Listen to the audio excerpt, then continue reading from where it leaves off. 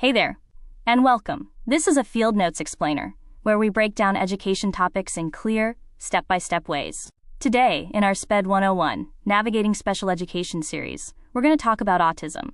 Have you ever wondered or been told your child needs a medical diagnosis of autism just to get support in school?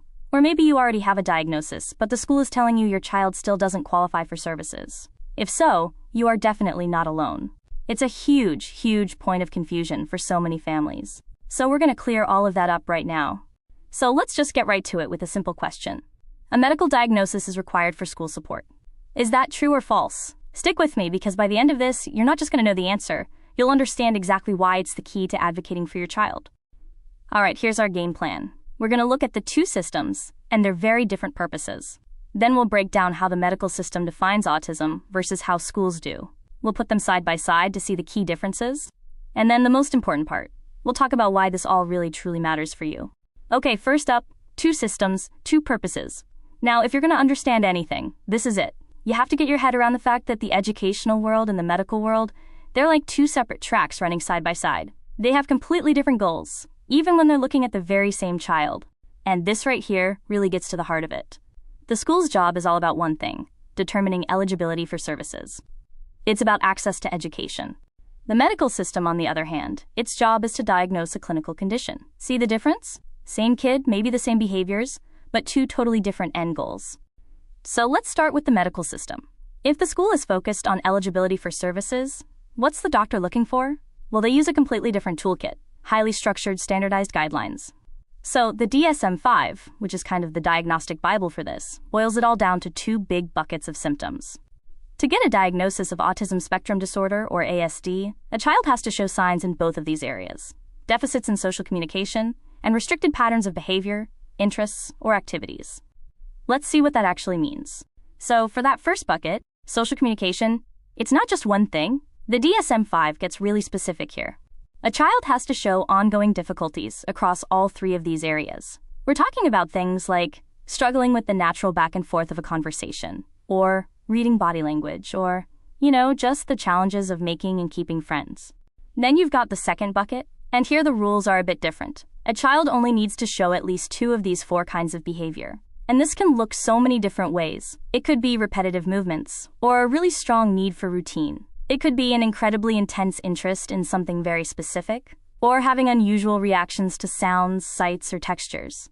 And there are just a couple more pieces to this puzzle for a doctor to make a diagnosis. First, the symptoms had to have started sometime in early childhood. And second, here's another one of those key phrases: they must cause clinically significant impairment. That means they have to be impacting a person's ability to function in their day-to-day life. Alright, so that's the medical world. Now let's switch gears and jump back over to the education system. Now, schools aren't just making this stuff up as they go. They have to follow a very specific federal law. It's called the Individuals with Disabilities Education Act, or you'll hear it called IDEA. While school psychologists are trained in the DSM-5 criteria, this is their rulebook for deciding who may be eligible for support. Okay? And this is the absolute key for a school to say, yes, this student qualifies for support under the autism category.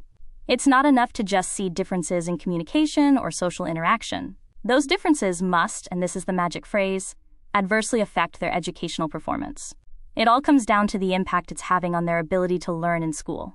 And this is where you start to see how different the school's rulebook is. For example, while the signs are usually there before age 3, according to IDEA, it's not a hard and fast rule. And in some places, like Texas for instance, a student doesn't even need to show repetitive behaviors to qualify.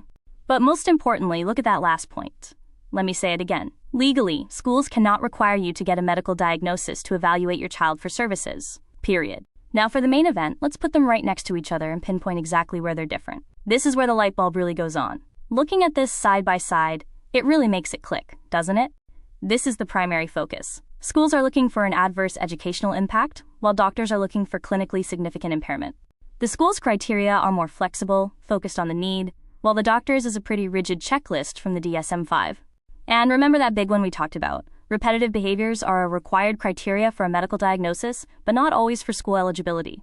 Okay, so why have we gone through all of this? Why does any of this matter? Because knowing the difference between these two systems isn't just trivia. It's about turning this knowledge into real, actual power you can use to advocate for your child. And here it is. Takeaway number 1, and it is a big one. Let's go all the way back to that first question we asked. Is a medical diagnosis required for school support? The answer is absolutely 100% false. You do not need a piece of paper from a doctor for the school to evaluate your child for autism. There only needs to be a suspicion of a disability. Now, here's the flip side of that coin, and it's just as important to understand. Even if your child has a medical or clinical diagnosis of autism, that doesn't automatically mean they qualify for special education services. Schools can consider outside reports and may even use parts of that data, but they're still required to complete their own evaluation, the full and individual initial evaluation, or FIIE. That's because the school has to follow a two-step process under IDEA. First, determining if a child meets the criteria for a disability category, and second, deciding whether those needs require special education services. And this goes beyond autism. Doctor's notes or diagnosis alone don't establish eligibility for any IDEA disability category. If you want to learn more about how the FIIE works, check out our explainer video linked here. So the bottom line is this. Understanding the difference, knowing the rules of each system, that is your power. That is your superpower in this process. It lets you ask the right questions, push back when you need to, and make sure your child doesn't fall through the cracks between these two very different worlds. If you only remember one thing from all of this, let it be this. The medical system's job is to diagnose a condition. The educational system's job is to identify a need for services so a child can learn. Two different verbs, two completely different missions. So the question I want to leave you with is this. Now that you know the rules of the game for both systems, what's your next move? What steps are you going to take to make sure your child gets the support they need to thrive? All right, that's a wrap for today. But if you want to dive deeper into all things special education and education policy, check out our Field Notes newsletter. Whether you're a parent, teacher, service provider, or just curious, Field Notes is here to keep you informed and empowered. And if you need more hands-on support, here's what we offer: special education and Section 504 non-attorney advocacy, parent and family support services, education savings account consulting for schools, vendors, service providers, and families. And of course, our free resource, the Field Notes newsletter. Learn more at Accessible-EducationTX.com and follow us on Facebook, Instagram, or YouTube. Just a quick note, our Field Notes newsletter and explainer videos are for informational purposes only. Accessible Education offers parent support and advocacy, but we don't provide legal advice, mental health, or diagnostic services. Parents can book a free 30-minute consultation anytime on our website,